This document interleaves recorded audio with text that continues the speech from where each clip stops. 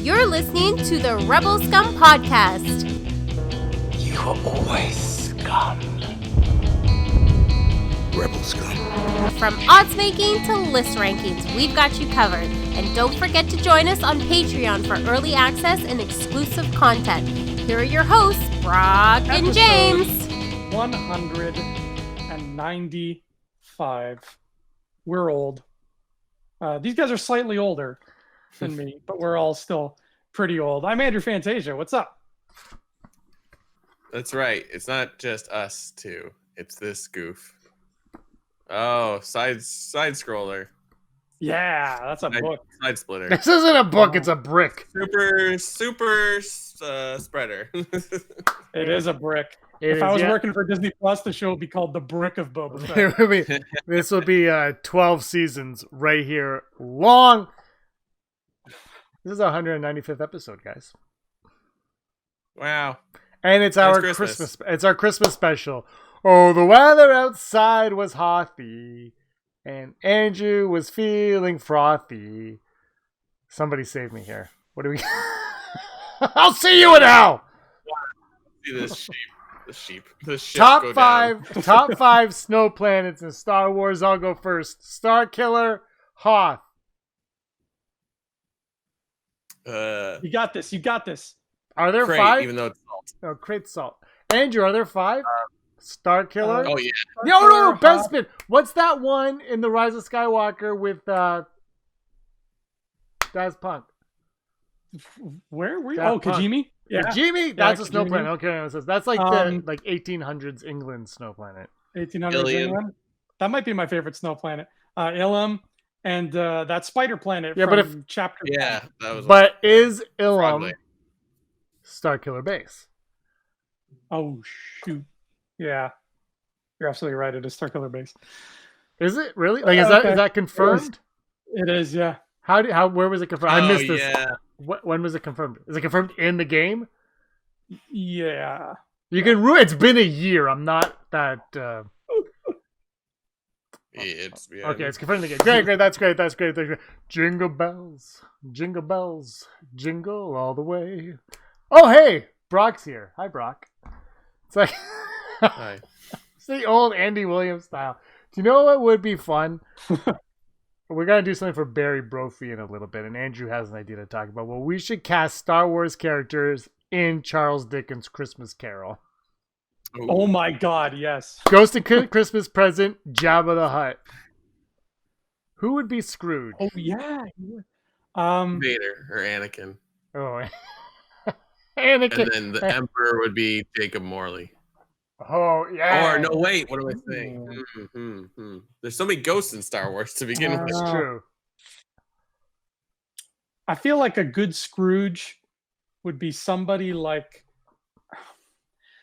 Lando, who when we meet him, he's sort of just in it for himself. Mm-hmm. But then once we're done with him, we're like, we love this guy. I hate to say it, though, Palpatine would be a good thing, even though he never becomes good. But then Anakin as Bob Cratchit, and then Padme as the wife, and then Luke and Leia are already right there. You got and it. then you can make what's his face? Ben Solo, Tiny Tim. Tiny Ben. God bless us more! Bless everyone. Yeah, But I do. Yeah. Jabba's the Ghost of Christmas Present. Baby Yoda, the Ghost of Christmas Past. Yeah. He actually is this in the book. If you've read it, the Ghost of Christmas Past is described as like old but very young, which is Baby Yoda to a T. Yeah. Mando would be his nephew Fred. Yeah, that works. I don't know why. Okay, so Palpatine looks like the Ghost of Christmas Future. So if he's Scrooge, who's playing Christmas Future? Who else is left? Obi-Wan. Ooh. Obi-Wan. Yeah. Or the Acolyte from the new Acolyte show. Have you guys seen the footage from that? I was invited to a Lucasfilm screening. It was fantastic. Yeah. I can't tell you how excited I am for that show. And got 10 shows coming. Book of Boba Fett. This is Wednesday, December 23rd, the Christmas show. It's not the 21st. The Boba Fett show was announced on Monday on Good Morning America. Did either one of you guys watch that Good Morning America? No, that's what we have the internet for. I was working. I had to go into work that day, so I didn't get to watch it. Andrew, did you watch it? There's that Good Morning America? Yeah. Yeah, no, I didn't watch it. I saw the logo. I like the logo. Did they release the final character poster? Because I think that happens Mondays. No. So as of this recording, which was clearly on a Monday, we did not get it from what I could tell. I'm looking right now. And I think I'm okay with that. Because if it is, the big one, just in case somebody wasn't able to see it, like, I don't know, does Phil Staniforth over in Asia, has he been able to see Mandalorian yet? I don't know if he's seen this one yet. Okay.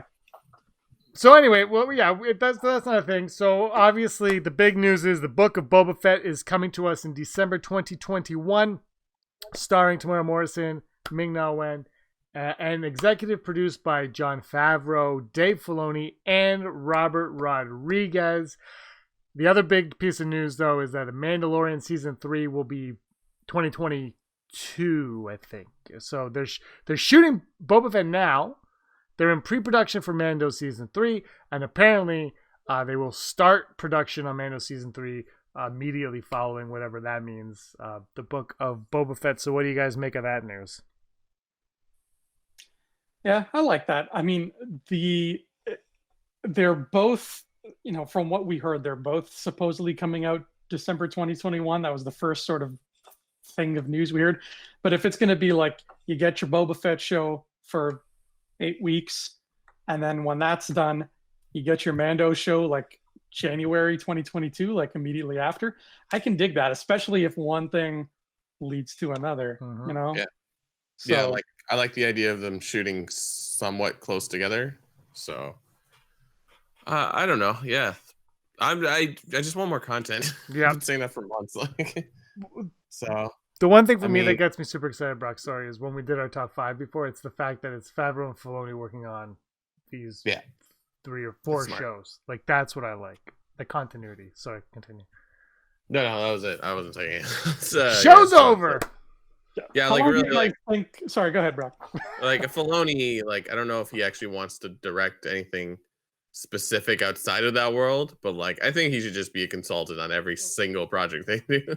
Yeah, I think he found a niche. Yeah, and I think whatever they're doing now, especially on Disney Plus, is you've got to, this is your formula now, and it's working very well. And I've always thought, and you guys know, we thought this with the spin-off movies, these things should all at some level connect. Even the Acolyte movie should, I don't know what, obviously, because I don't know what it's about, but there should be something in the Acolyte movie where you're like, oh yeah, that piece in that 12th episode of The Mandalorian, Frog Lady, like something doesn't have to like drive the story, but you have to see, because the one thing, and I know people get mad, but it's the same galaxy, right? So if you're 400 years in the past, 1,000 years in the future, it's all history, right? Like everything we do is because of what came before, and we're setting up what's going to come after. And I think Star Wars has to be treated that way. And that's the one thing that I think Mandalorian has done, honestly, the best since Rebels, to be honest. And the one common denominator is Dave Filoni. Yeah. For me, the concept of connection can be something as small as just a planet, man. Take Grogu to the top of this mountain on Tython. Oh, yeah, that's from the Dr. Aphra comic. Boom. It's already that much better. Yeah. Like little things like that. That's all you need. Yep. Yeah, like, what are Zeb from Rebels, like, what is his race called? Oh, it's they're in the episode chapter 15. They're in chapter 15 of The Mandalorian, in the background of Bill Burr's opening scene. You can see one in the background. Oh, no way, really? Yeah. Don't lie about that. I'm not. I saw it on my second viewing. After Rebels, like, or what the thing in Rebels was like, his race is basically like taken off the face of the galaxy because of the Empire. So like, it would be cool to see more of the Lasat in like a High Republic. We got it a little bit in Fallen Order, and I was like, yeah, I'm all in. Because you need to like to get to their planet, you got to make like a left turn through Albuquerque and go through like this nebula. Yeah, aren't they? Like it's not easy to get there. Yeah, because Rebels, they make it seem like it's difficult to get to. Yeah. But anyway, if you look closer, you can see one in the background just kind of. Maybe that's Zeb. Wow, We don't know. really? Who knows? Yeah. That's cool. Really cool things. But anyway, Mando season 3 is coming. Book of Boba. Before we get into the Mando season 3, do you guys have any expectations of Book of Boba Fett? What it could be about? What you don't want it to be about? I think, and this will make you very excited, Brock. I think it's like a sure bet we got Bosk. And then the Book of Bosk comes out the next year. Yeah, like it would be cool to see where like Dengar or Bosk or maybe like Forlom and IG-88. We kind of do they rewrite IG-88? Because is he destroyed in Shadow of the Empire? You fight him in the video game, and I know he's in the book, but I can't remember. Does he get destroyed at some point? On the video game, you beat the crap out of him. Yeah, he's all up. I can't remember. I will say I know they didn't use him because of Legends, and they're like because Filoni said people like to take that, so they took a droid and renamed him. But now, I think I brought this up either on a show that hasn't gone up yet or something we recorded before. I don't remember. But I think now they've earned their stripes, they've earned their badges, where they could bring IG-88. Which one is the one? I'm getting the IGs confused. They could bring him in now and do whatever they want with that character, and not worry about the Legends anymore, because I think they've earned their keep and they've earned the respect of the fans and the fans of IG-88 that they can bring him in and do something else with them at this point. This might be a stupid question because maybe droids don't work this way, but are we supposed to assume now that every IG droid sounds like has Taika's voice? I wouldn't, because C-3PO, all those type of droids, they don't all sound like him. So it's a good. I don't think it's a dumb question though, because I could be wrong. But do all the K2 droids sound like Alan Tudyk? That's what I was trying to think, and I don't think we hear another one talk. They just kind of go. I hope we get more in Andor. Yeah. Ooh, yeah. That'd be fun. And they have. I don't know if it's just like they wanted to make K2 stand out, but K2 had like this yellow thing on his arm, and the one that he punches out had a red one. So I don't know if there's different meanings to that, or if they're just like, let's visually tell the audience which one is K2. That's a good question. I hope we get a K2 droid in a Mandalorian suit, because it's not that far removed from Rogue One, right? So it would be nice to have that little. Did we get one in suit? No, I don't think we did. Like they've been nice to. They've been so generous to us with battle droids and stormtroopers and death troopers and dark troopers and this trooper and that trooper and I'm like, well, I really want to see a K2 droid. It's such a spoiled brat. You fight a bunch of K2s in Fallen Order. I wouldn't know, Andrew. I can't figure out how to get past building my lightsaber. A is jump. No, I wish A was jump. I would figure it out by now. There's one. Okay, so when side Akbar, there's like those glowing circles on the screen. On the map? No, when you're playing, there's like a little glowing dot, and you got to walk to it, and then there's something there. What button do I press to activate the glowing dot? If I remember right, to open a chest, you have to click the right thumbstick, I think. I can't remember. See, what are you playing it on? Switch? PlayStation. Try clicking the thumbstick, see what happens. The thumbstick, okay. X. I don't have my PlayStation here anymore. Anyway, I can't figure it out. I get lost, and then it's like, whoa, look, is it a myth? I think it's a mythosaur, right? There's some kind of sword. They're like, look at that sword. I'm like, okay, what do I do? I'm supposed to go to this temple thing, but I don't know how to get there. I'm going to mail one of you my copy. You guys play it, send it back to me, and then I'll just go and rewatch it all. I think it looks beautiful. The story's cool. I'm just terrible. I am beyond bad at this game. I've fallen and died about 30 times the last 2 times I played it. A is jump. All right. It's a PlayStation. There is no A. Oh, shit, that's right. Well, I would hit the triangle, but it said A. Brock, what are your expectations for, or hopes or whatever, just for the Book of Fett? It could be anything. Don't overthink it. Just have fun with it.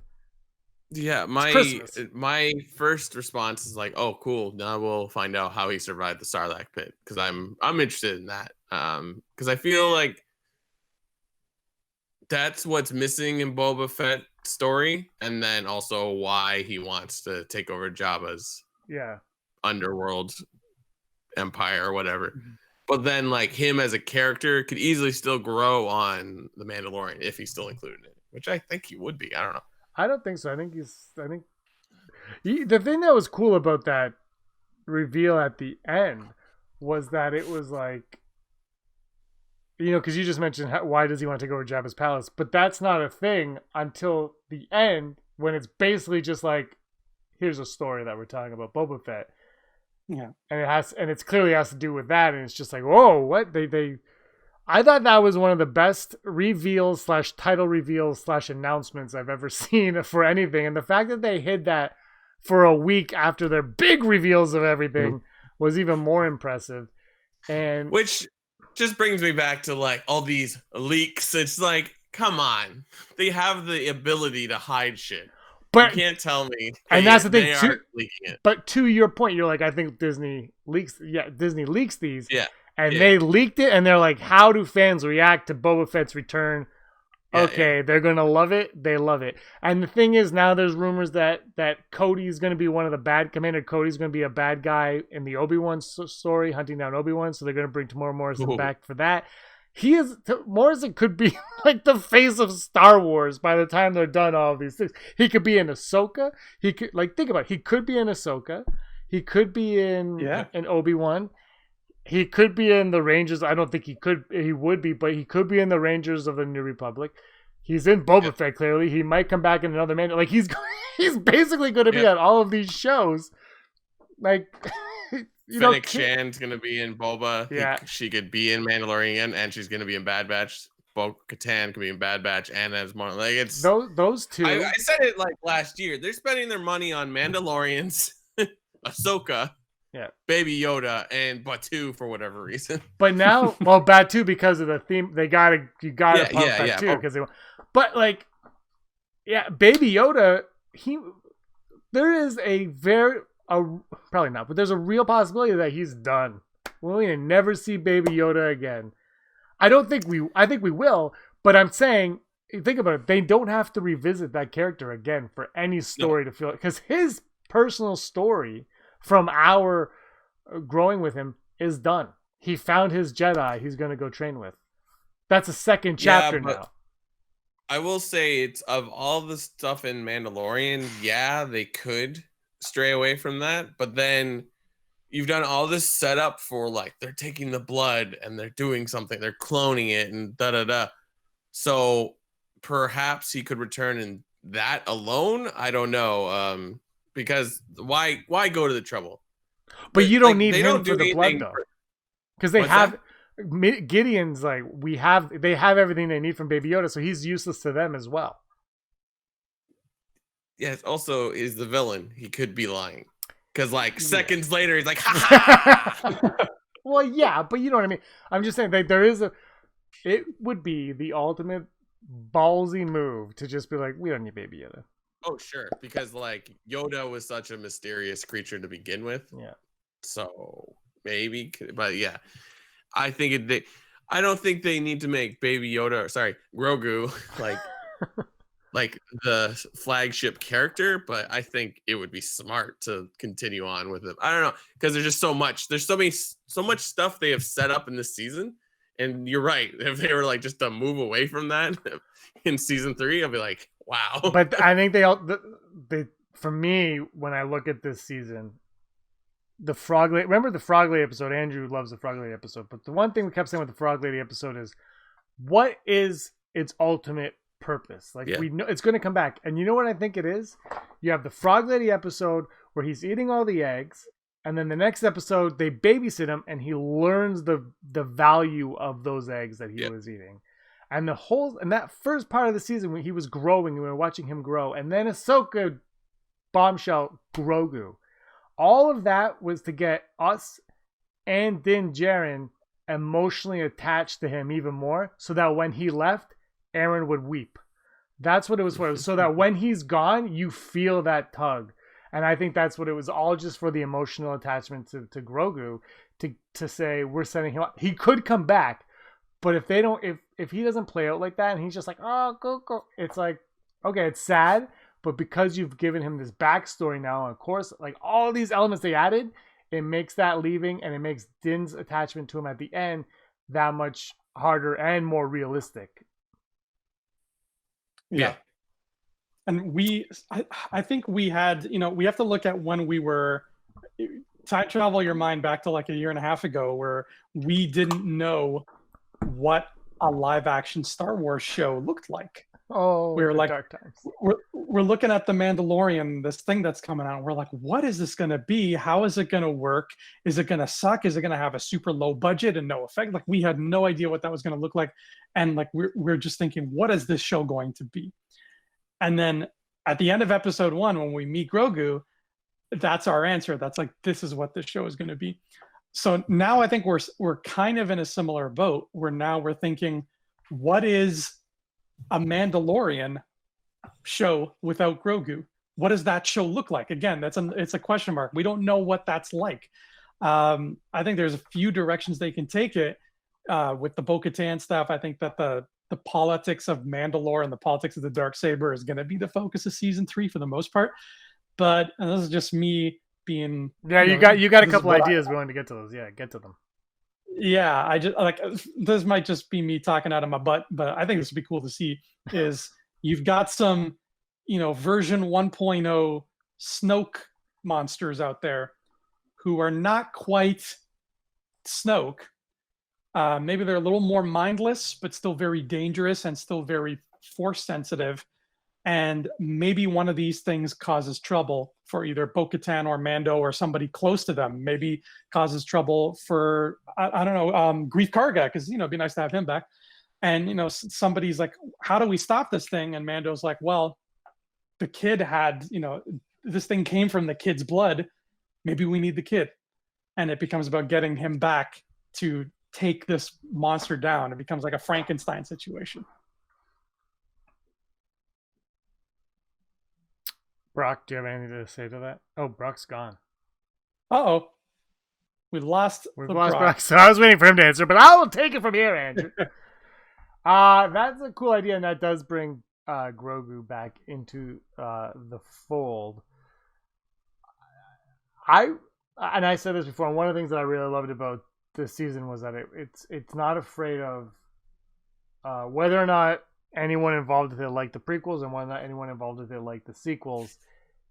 It's not afraid to accept that they exist and they live within these worlds.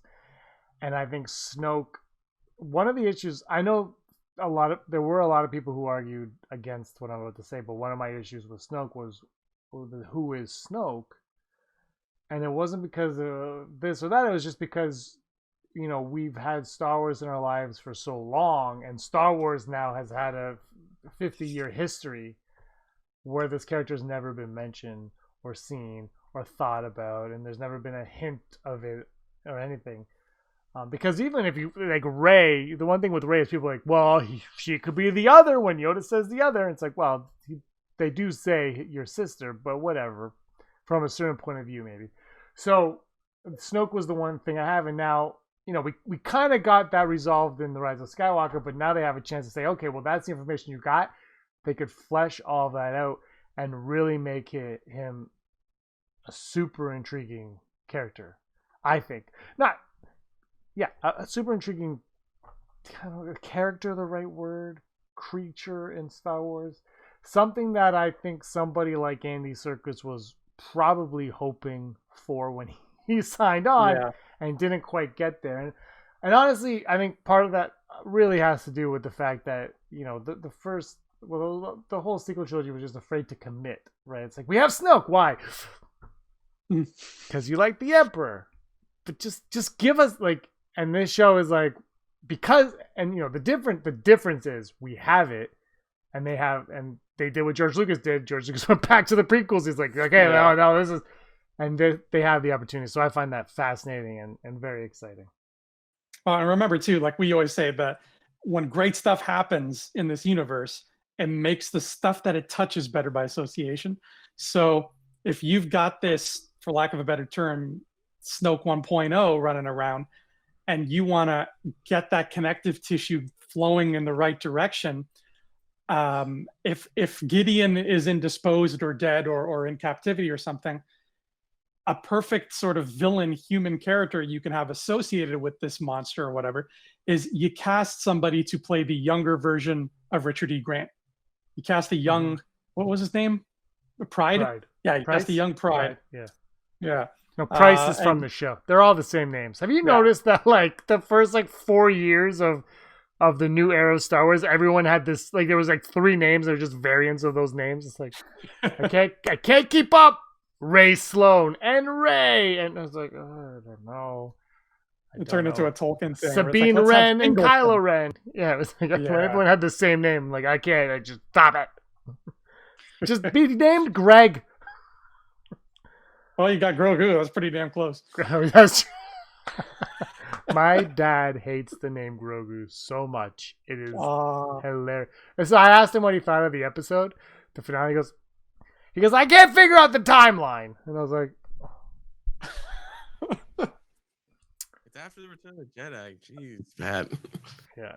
Hi, Brock. Wow, you got really close. Yeah.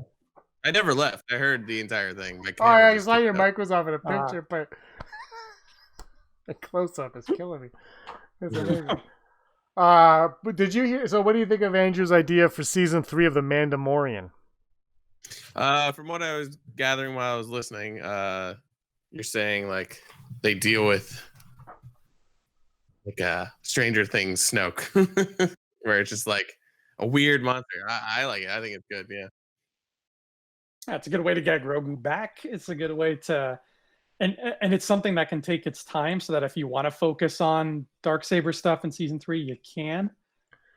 Is Mandalore the planet destroyed? I can't remember. It sounds like it got destroyed. It's like they're living in domes on Mandalore / Concord Dawn. I can't. That's the part I get confused about. But when you look it up on Wikipedia, Mandalore was bombed. So when he's they turned Mandalore into glass, they were wrong, but they still live there, but in domes. And that's even in Clone Wars, I think. Okay, so you can still live on the planet, but that throne room where Satine got killed, that's gone. That building is gone. I don't know about that. I think it's still there. I see. That's the part I can't remember. When does Mandalore get bombed? Because it's in Rebels, where are they? When they're in that snow / desert planet, I feel like that's Mandalore. No, I think so. Let me look it up. Because I don't know if Concord Dawn is a separate planet or it's a moon. I think it's a moon, right? Yeah. While he's looking that up, I do have to say there's one tricky obstacle in getting Grogu back, and that's Luke Skywalker. And it's how many times do you want to revisit Luke Skywalker? And I think, you don't want to go to that well too often, especially the way they did it, because I'm pretty sure they just spliced dialogue from the original trilogy together for his voice. And obviously Mark Hamill, he tweeted out the picture of him going like this, and he tweeted, I can't believe we kept the secret for a year. I'm so happy. So that's great, but it feels like, you keep going to that well, and then you got to make it look like that, and technology will be better whenever they do it, sure, but that's my one fear with getting Grogu back, is going to the Luke Skywalker well.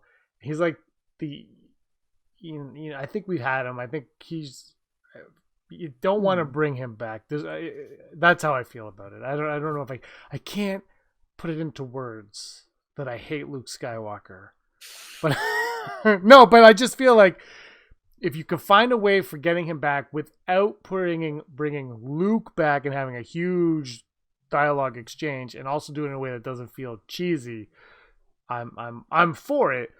I just don't know what that is. I mean, I don't work on the show, so I guess I don't need to know what that is, but Yeah, you could do it. You could find creative ways to do it. You could have him, Mando goes to where the academy is, which we still don't know what that planet's called. And maybe Luke's away, but there's other students there. And they're like, hey, Master Luke said you'd be coming. Yeah. Grogu's he's in his bunk eating Oreos. Yeah, that's it. Just real quick, I know we're off the topic, but Mandalore was a planet located in the Outer Rim territories. It was the homeworld of the Mandalorians. Years of war left the planet inhospitable, forcing the Mandalorians to live within domed cities. And then a pacifist regime came to power at the end of these wars, led by Duchess Satine Kryze. Kryze, how do you say their last name? How does she say it? Kryze. While those who refused to give up their warrior ways were exiled to the moon Concordia, and like Concord Dawn is one of the moons in that system as well. So there you go. Yeah, it's not the Empire, so it's just like they did it to their own planet. I think that's like the Mandalore Civil Wars or Mandalorian Civil Wars that they mentioned. So whatever. But yeah, so it's prior to the Clone Wars. So it's just like I love how their planet is a analogy for their lifestyle. Or like you just destroy everything because you can't be wrong. Yeah. Sounds like Twitter. So, yeah. Ooh. Oh, do you have an idea is that your whole season 3 and 4, or is that I think when it ended, the only question I had left for the entire series was they left the Darksaber wide open.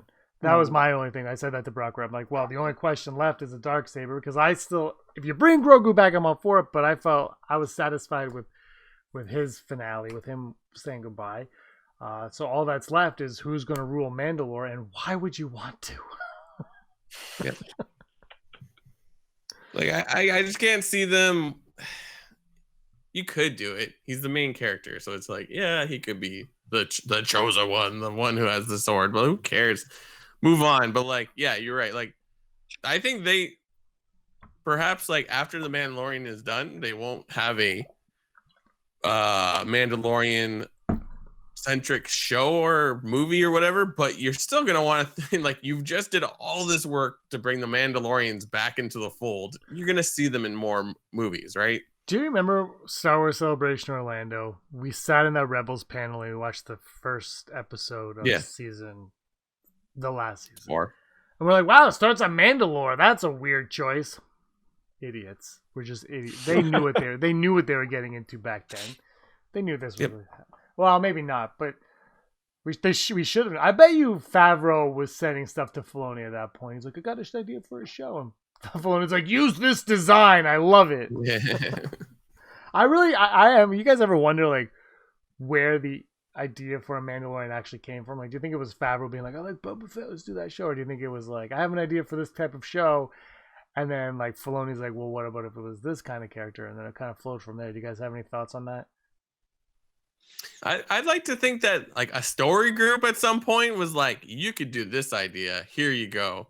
Don't give them the full thing, but like I like to think that there is some control of the storyline, even though it hasn't really been present up until the Mandalorian success.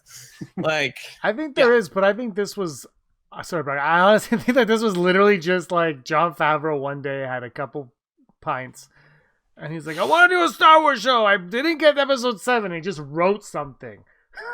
And then he shot that episode of the Chef Show with Filoni. He was like, oh, I got a script for you. And he forced him to read it. That's how I think this whole thing played out. I was literally talking about that episode of Chef Show earlier today because they kept talking about, let's get some tomatillas from the garden. And I was like, what the hell's a tomatilla? It sounds amazing. I want one.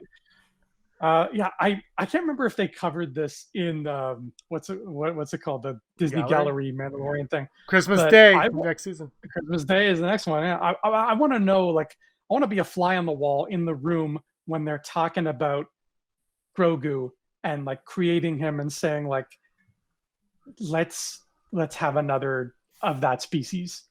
Can we do that? How do we do it? Didn't they deal with that in the first gallery?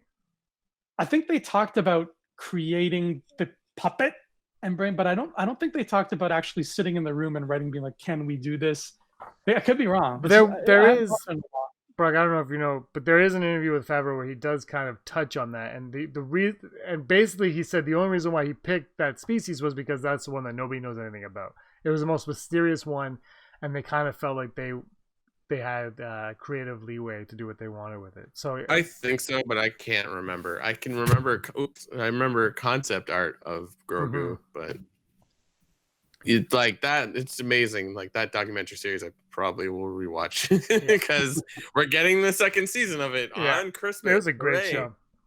I just remember watching that the pilot episode of The Mandalorian, and I was like, this is a lot of fun. And then freaking Baby Yoda showed up, and it was just like, oh my god, they just and it was like this moment of like, I'm like, I like that, but I don't know if it's going to be like, if people will obsess over it. Was kind of like my feeling the whole way. I'm like, I really like this, but it's like, it's definitely a show, and it's not the excitement I had going into like The Rise of Skywalker, Last Jedi, like a movie. You know what I mean? It was like it's a show, it's fine. And then that freaking Baby Yoda appeared. And it was like, all right, what's happening? And then, you show it to Aaron, and everybody, like a day later, was like, did you see Baby Yoda?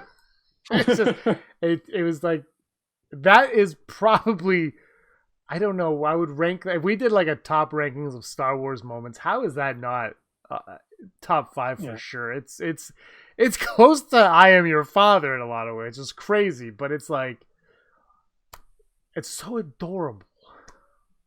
It changed the game. It changed the rules, and it's like it's this weird little thing that, because my best friend was asking me because he got Disney Plus finally, and he's like, "Hey, do you think I should watch Mandalorian?" And I said, "Well, I'd recommend it because it's a great show." But I said, because you're not a Star Wars fan at all, you're only going to enjoy it on a surface level. Like the baby popping up, you're just going to be like, cute, and like that is completely not the reaction that fans had, because fans had that reaction, but then they're also like, there's another one. Like, that layer is missing if you haven't been following the story. I agree and disagree, because it's like Yoda is definitely in the pop culture zeitgeist, but if your friend doesn't watch any Star Wars, then I totally agree with you. Yeah, like he has no idea that Yoda is the only one we've ever known of that. Gotcha. But I don't think that's what adds to it for people, though. I think it's just that it's cute as hell. Oh yeah, that's what it is. Because what Brock said, everybody knows Yoda. My dog is like, Yoda. Like everyone knows Yoda, and then you put a baby Yoda, and that's what it is. It's like the universally beloved character of Yoda that you turn on a TV show and somebody's like, oh, look, it's Yoda. Like he always mentioned. I think that's what it is. And then it's so cute and rubbery. Mm-hmm. you turned 40 in the last 10 minutes? It's so cute. Get out of here. I am. The reason why that episode is good is just like, they're going to be bounty hunters. This is pretty cool. Look at that IG-11 droid go crazy. And then it turns out there's a person that they it's a whole bait and switch. It's like, we're getting this thing. And it's a person. And it's like, oh, by the way, it looks like Yoda. And it's 50 years old. And like, that's the thing. It's like the episode's good. The episode's good. Then you get that moment. And it's like, and it blows the roof off. It's baby. It's cute. It's cute. Really I'm not talking about the episode. I'm talking about the character is cute. Everyone loves Baby Yoda and the baby sounds. By the way, missed opportunity, Rise of Skywalker, to not have when the Jedi are all talking at the end to have Baby Yoda's goggles. Can you imagine? Use the Force, right? I rewatched the second season on the weekend, and he makes this Badoo sound quite a lot, and I'm like, it's like a minion. Well, you now go watch those episodes and be like, that's a minion. That sounds like a minion. Banana. I watched my very first Minion anything this year. I watched Minion. It was like a 5-minute Christmas special on the Grinch special features. Oh, jeez. Of all things to watch. Not Despicable Me. I've never seen Despicable Me. But I was watching the Grinch. The one with Benedict Cumberbatch. For whatever reason, I don't know why they spent money on him when he just changes his voice. And I was like, oh, what are the special features? And I clicked on it. And it was like Minion Christmas short. And I said, I'm in. And I was like, oh, they're Ewoks. They're yellow Ewoks. They sound like Ewoks. Yeah, I've never seen a minion. Either. Oh! Dude, you have to watch Despicable Me. It's a good movie. Not even for the Minions. The Minions are just in it. They're like Ewoks. That is a pretty good description because it's like they're in it, but like the movie itself is really funny. Like, well, I remember when it was coming out, that was this thing that, and it kind of got under my skin where it was like, here's this movie, here's Despicable Me. I'm like, oh, cool, a new DreamWorks movie. But the Minions was all they were shoving at us, and that's all anybody was talking about, to the point where like I still don't know the name of the main character from Despicable Me. I don't know what his name is. Despicable. That'd be like if Toy Story, if all we knew was Rex. That's my favorite character in Toy Story, so how dare you? I don't know what to tell you, man. I don't know what to tell you. Like, just watch the movie. His name is Gru. It's Grogu, yeah. Oh, okay. Dom kicked down a heavy wooden door. Spoilers. Can you put this on Kobo? Maybe. Just do it. Why are you afraid of money? My people have to call Kobo's people. They don't. Brock, do you have any idea where this show's going? Not this show, the Mandalorian show. Yeah. I love your interruptions that make no sense. Not this show, Rebel Scum Podcast. Not this one. Well, next we're going to do Never Tell Me the Odds. We're not going to do all the news today because there is no news this week. But we got a special interlude, though. Yeah. No, I think as much as I would love to see them do a move like, oh, we're going to talk about a totally different Mandalorian now. I think we're going to see some kind of power struggle between Moff Gideon, what's her face, Bo-Katan, and Mandalorian, because it's going to be sketchy. I think there's going to be a real establishment of Mandalorians in the galaxy, and I think we're going to get a final say on what Grogu is, where he goes, and then his relationship with Mandalorian. And then also, like, all in there is Mandalorian's desire to find identity, which I think is really what the show is about. Well, I think, you just use that as Grogu found his people, and now Mando's got to find his people. Yeah. Which is totally intermingled with whatever happens with the Darksaber, right? Absolutely. In the future of the Mandalorians. Absolutely. Do you guys want to go over to the odds now? Sure. Odds. Never tell me the odds. Brought to us by our Patreons. Do you like to support people?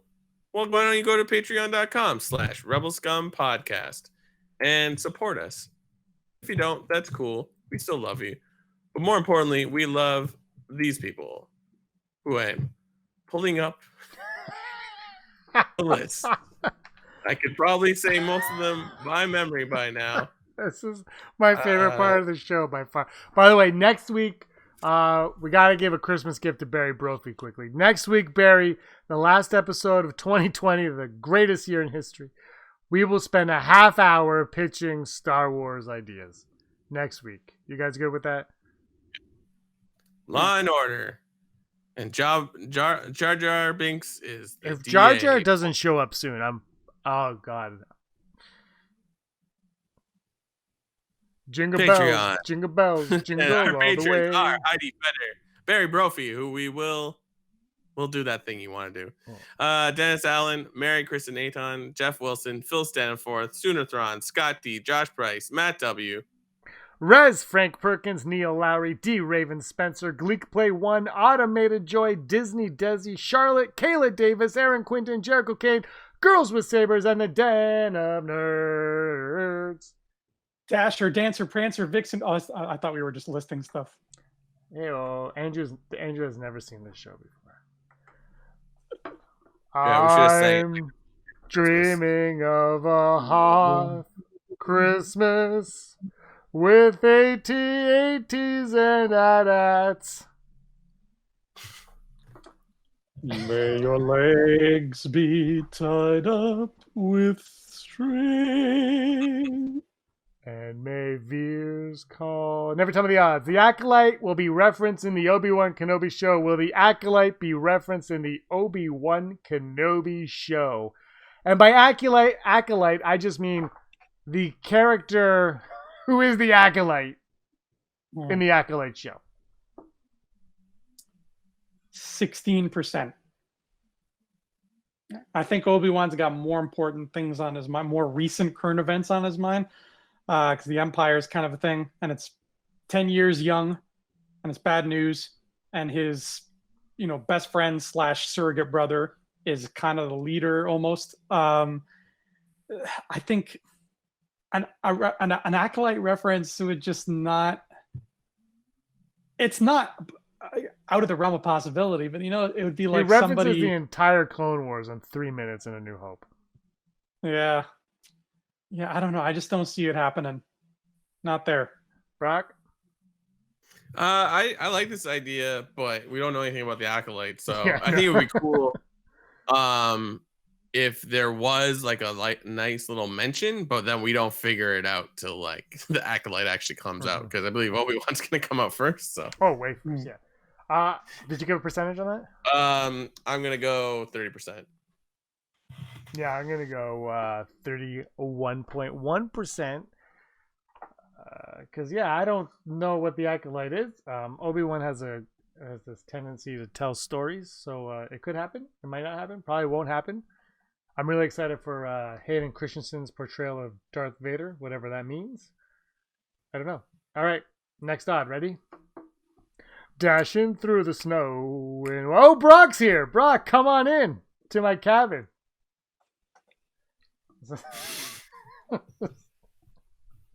Next year we should do a full-blown Andy Williams Christmas special next year. Is he still alive? Can we get him on the show? He's okay. Cassian Andor, never till the odds cut. Cassian Andor will disguise himself as an Imperial at least 3 times in the first season of Andor. Will he disguise himself as an Imperial at least 3 times? Ba-do, boop, boop. I like that it's 3 times. I'm gonna say 60%. I feel I feel like that is just how you sneak around in the Empire. You have to like hide in plain sight. So Mando did it. Yeah. I'm gonna say 35%. I think he's gonna do it twice.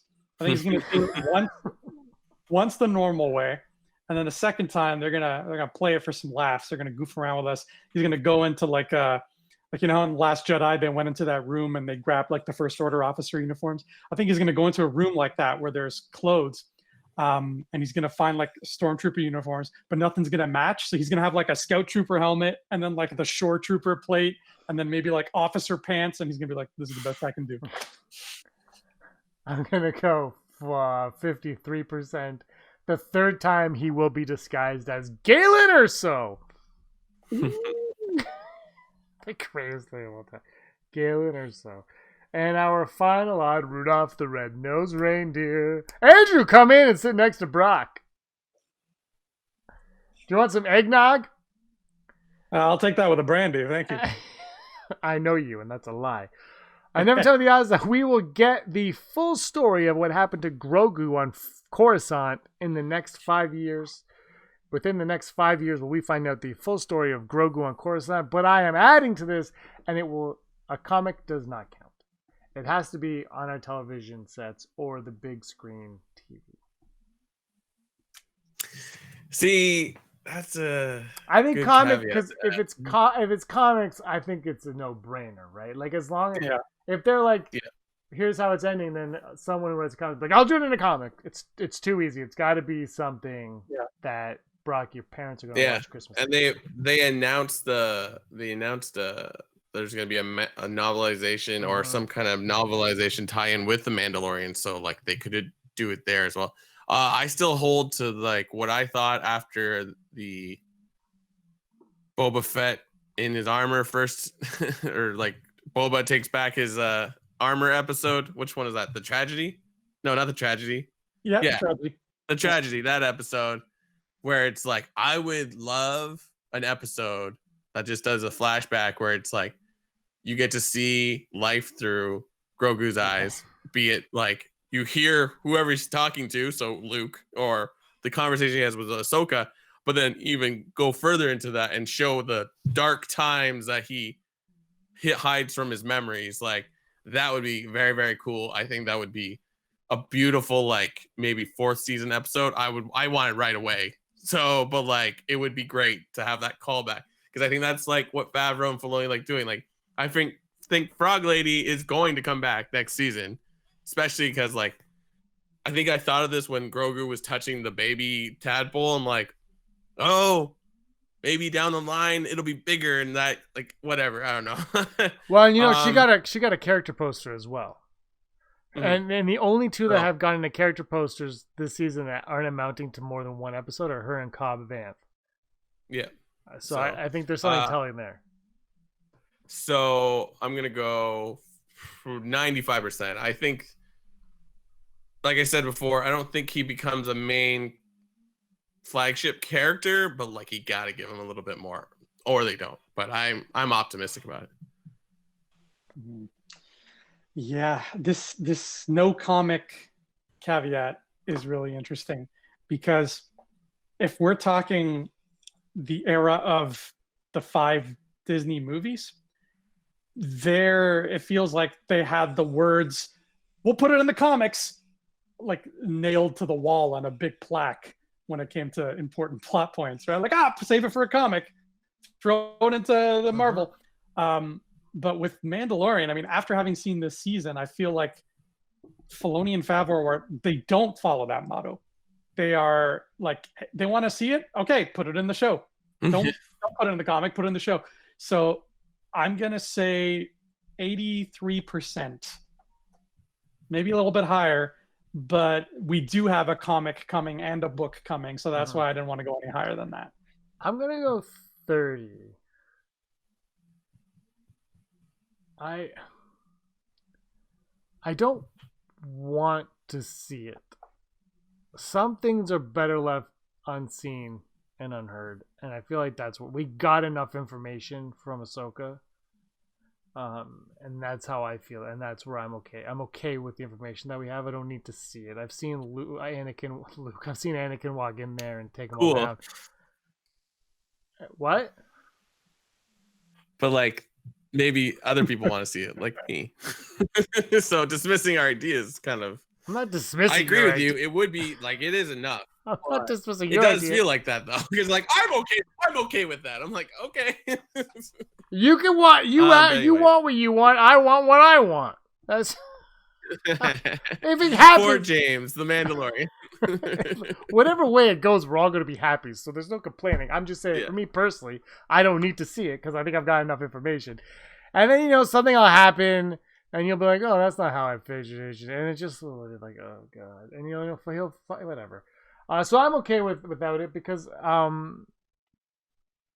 they've just been doing everything pretty much right, I would say, in terms of feeling satisfied by it is what I should say. Like when you watch it, you don't feel empty; you feel pretty good about it, and I think they've done a good job of that, and I trust that they're going to continue to pull that along. Okay, here's a question to put on top of that. If we see that story, is it more likely and more preferable to you guys if it's like an episode of the show or, a book or a comic, or if they do it just like they did Din Djarin's flashbacks in season 1, where it's like a grand total of maybe 2.5 minutes, but it shows you what you need to see?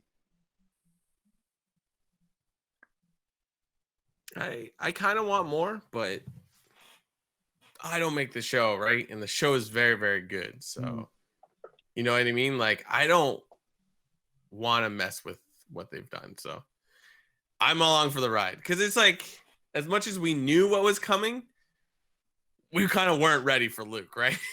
That's the thing. Even for that third, and like you even have said it too. We get Luke for what, a grand total of 2 minutes. That's pretty much the same like the flashback. So yeah, I don't know. I just love this show so much. It's so good.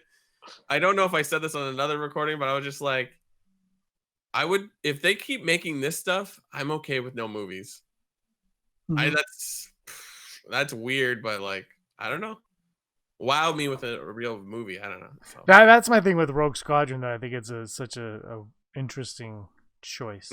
Like we've said it before. Like, what is so special about that versus what we're getting on Disney Plus? And I'm sure there's something. I just right now I don't know what it is, and we'll find out. Because if it's not epic, like in scale, how are you going to convince casual fans to go see that when they're getting it on Disney Plus? Right. Which is a thing. We're gonna get the top 5, but before we get to top 5, we're gonna have a musical interlude. Brock, you ready?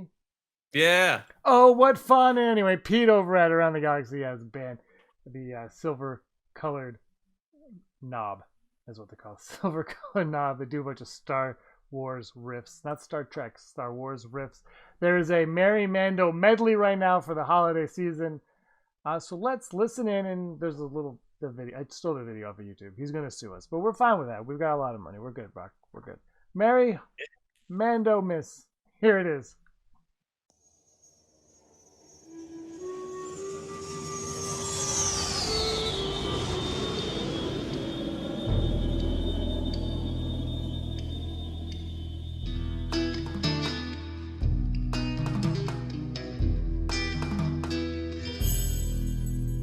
The child this is who lay to rest on Mando's lap is sleeping. Whom X-wings greet with lasers sweet, while Mando's watch is keeping.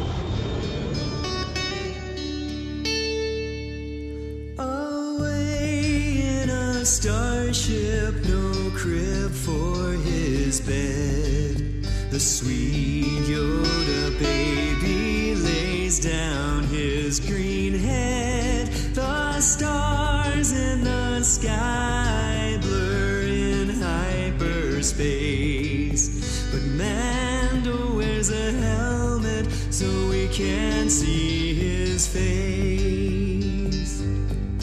Alarms are all sounding, the poor babe awakes, but sweet baby Yoda, no crying he makes. We love little Grogu, and as each day goes by, we ask of Jon Favreau, please don't let him die.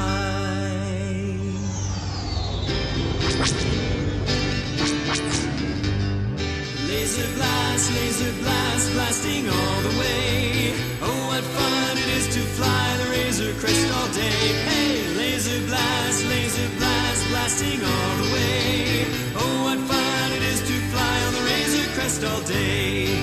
Crashing in the snow, the Razor Crest went down. Frog lady in tow, ice spiders all around. One familiar noise breaking through at last. Oh, the sound of those X-wing boys shooting laser blast. Oh, laser blast, blasting all the way. Oh, what fun it is to fly on the Razor Crest all day. Hey, laser blast, blasting all the way. Oh, what fun it is to fly on the Razor Crest all day. Oh, what fun it is to fly on the Razor Crest all day.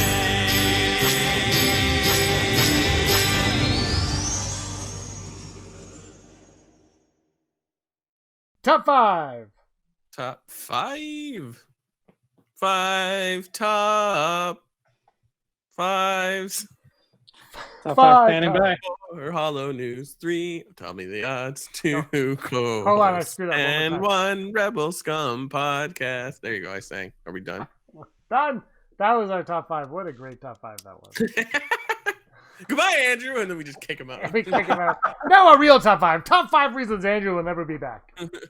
His face. He's stupid. Stupid face. What is the top 5, James? Sorry. I keep Top 5 interrupting. Star Wars gift ideas, past, present, future, non-existent. Whatever you want. Just gift ideas, because it is the Christmas season. For those celebrating Christmas, you want gift ideas. Andrew's got them. Andrew, what's your number 5?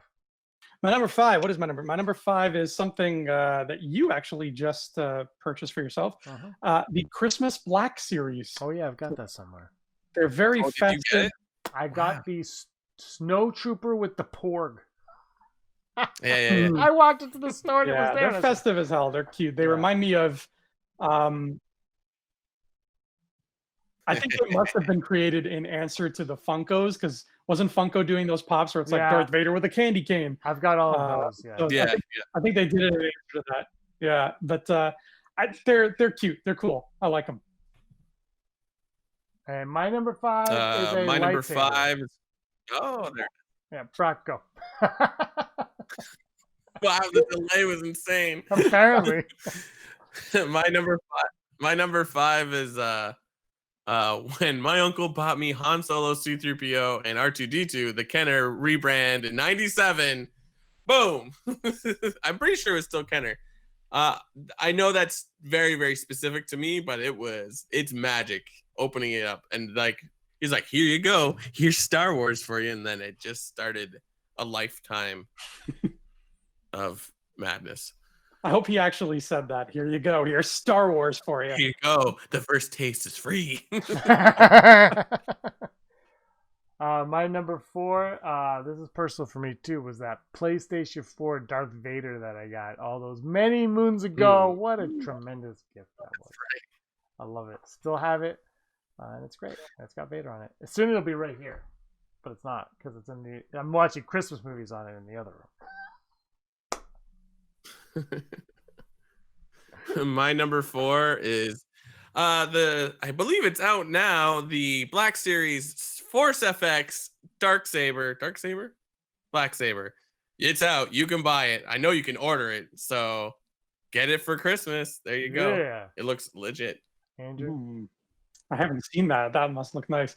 My number 4 is regular Black Series figures that aren't the Christmas ones, because they are nice. They have that beautiful new, the color-coded boxes. They melt my heart. I love them, and every color just feels super appropriate. Like Rise of Skywalker is royal blue. I'm like, yeah, that's the color of Rise of Skywalker. That's how it should be.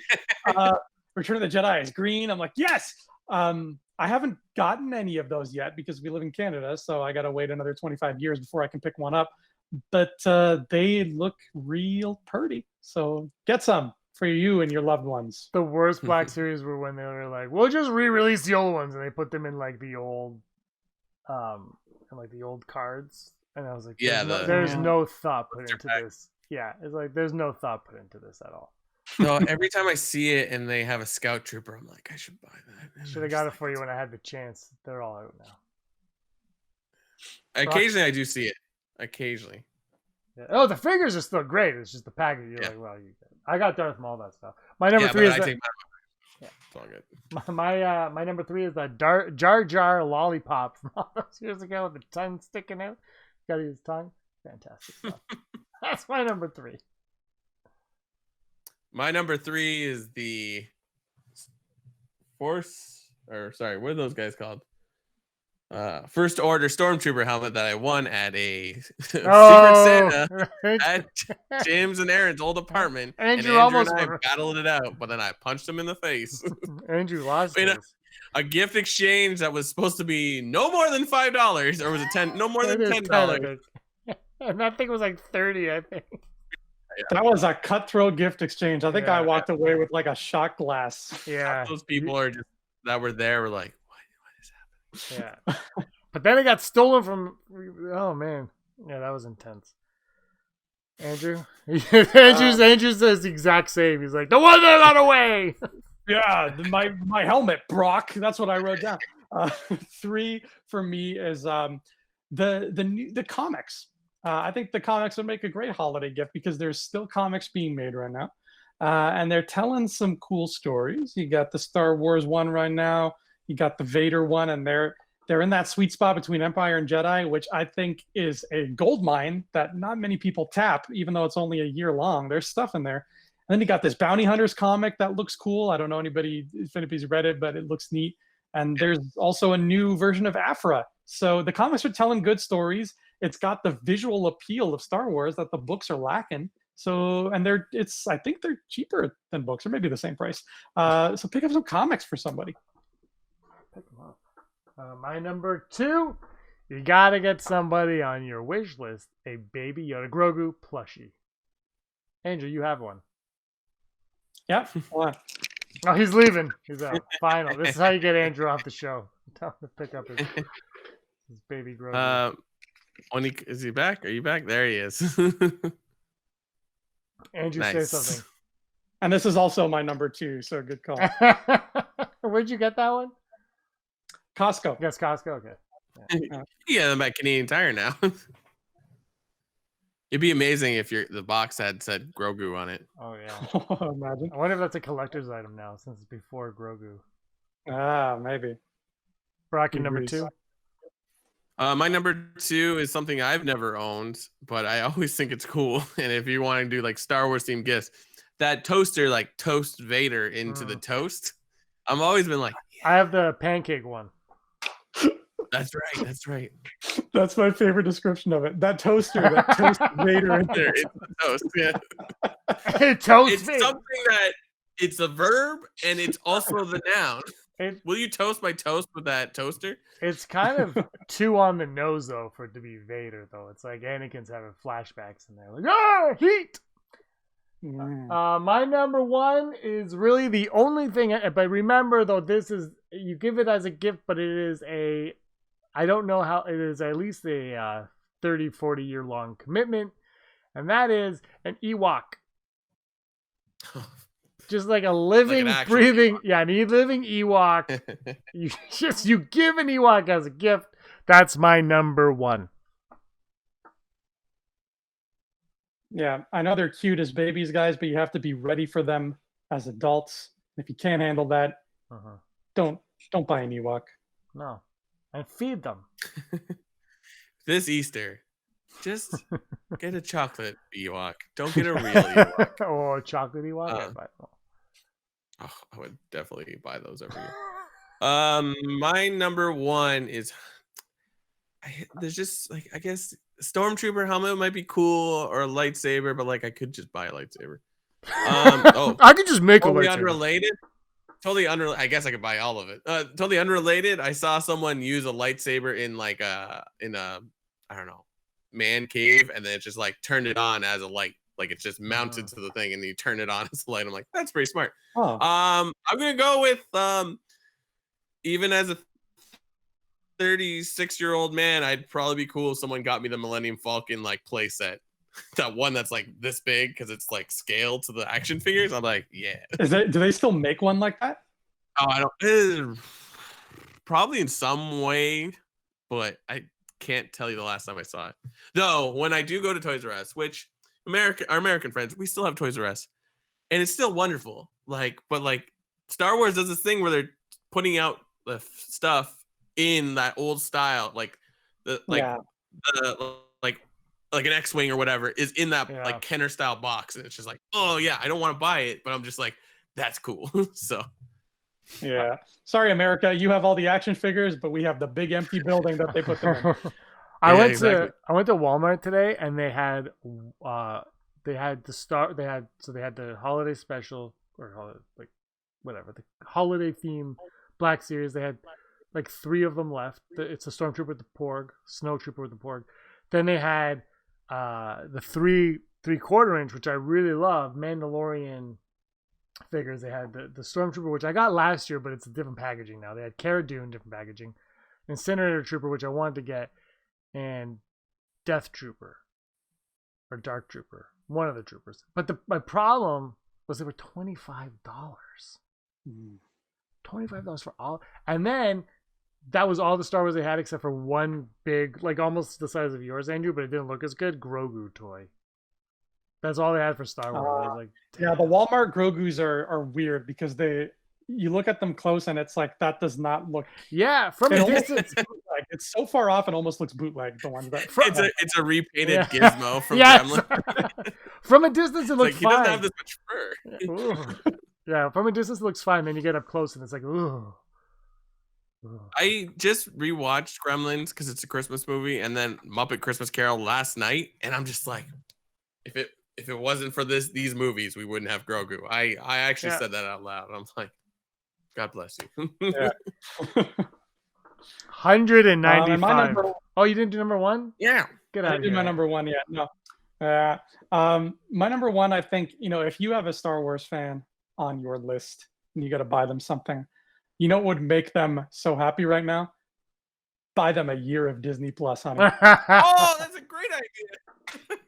They will. Honey, but I don't understand, They are set for a year. They will, for 365 days, you will have their unconditional love. There was a thing in the Holo News. I think it's because Mandalorian's in Fortnite, and like if you downloaded it in the States, you got like a free 3 months or something to Disney Plus. I'm like, that's a great idea. Cool. Yeah, man. Like as cousin Eddie says, it's the gift that keeps on giving the whole year. So that it is, Eddie.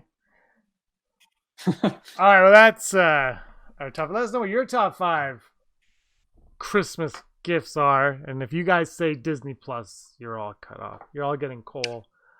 Look at that plushie. That's Costco. Way better. His than top 5 is blue macaroon, egg, another blue macaroon, frog, and silver ball. Where the Before I just want to cut you off one final time, James. Was it a missed opportunity for Mando not to give him that silver ball when he walked away? I thought we mentioned it like the week before. We're like, well, that or when the Razor Crest got blown up, that was the last thing left. So that's another thing I got to bring up is you've got to think that is going to play into something, because they it's not just that that it survives, is that they make a point to show you that the ball is there, and there's no resolution with that. So no, Brock, I'm with you on that. Unless that comes into play later on. That would be a sick way to bring him back. Like maybe there's a 5-year jump or something like that, right? And Mandalorian's on some kind of thing and he's trapped. And he, like, throughout the episodes that lead up to this, he keeps looking at the ball, whatever. And then just when he thinks he's about to die, the ball just hovers out of his belt and baby Grogu, teenage Grogu is there and he's like Jedi'd out or something like that. I don't know. He's got little pimples. I like, you know what? I take it back. I feel like Grogu is going to be like Yoda, where like Yoda is in the High Republic and Grogu is just going to be continually through things. Possibly. Ooh, I think I need to know how this species works. You know what I mean? I need to know this type of being. What their plan is during the sequel trilogy timeline for Grogu. Because it's like he's 50 years old, but he's a baby. So like in another 50 years, is he going to be a teenager or a child still? Like, I don't know. I think after Teenage Groot, I think we're all good with no more teenage characters of babies we love. You just go from baby to wise ass. Like, just move on. We don't need you playing video games. Just move on. That's a good question, though. One for another day. This is the 195th episode of the Rebel Scum podcast. We'll be at 196 next time. Can you believe that? 6 comes after 5.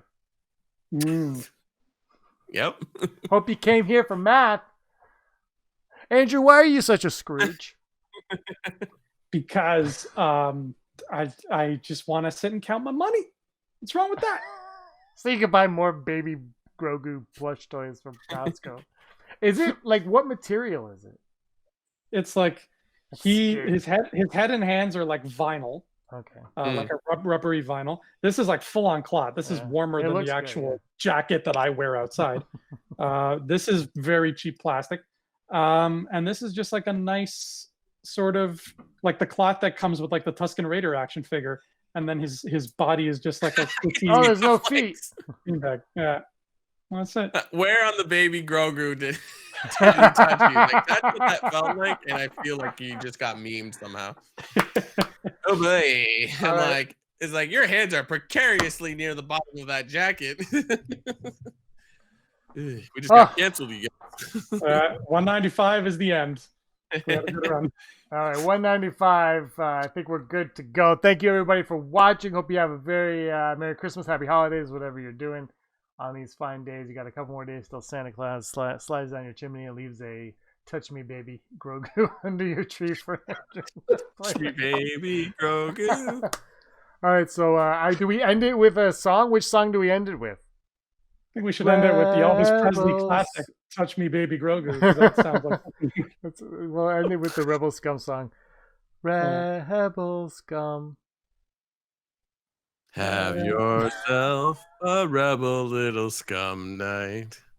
Listen to our pod. Okay, anyway. Patreon, it would help us out. I think we just lost Patreon. Oh. This album will be available next year. Recording this.